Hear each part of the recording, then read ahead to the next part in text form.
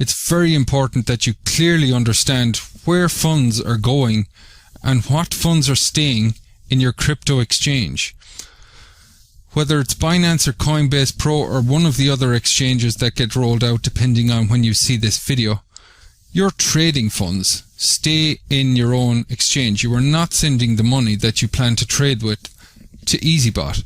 That's one of the beautiful things about EazyBot. Your funds remain 100% in your own control. This isn't a promise to pay program where you deposit a bunch of money into an anonymous website and they drip feed it back to you over an extended period of time.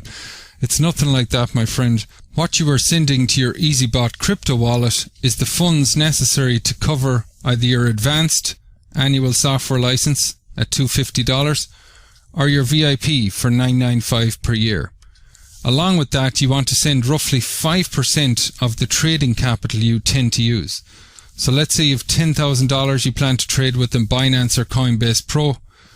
You're going to send $500 in here along with your software license, and that's going to last roughly 6 to 8 weeks to cover the service fees.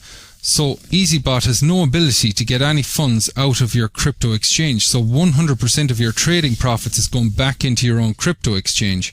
Therefore, your EazyBot wallet, you simply keep it topped up to cover that service fee that's being charged every time a successful trade closes. And if you plan to share EazyBot with others, your commissions come into the same wallet, so you'll never really have to worry about paying the service fees anyway.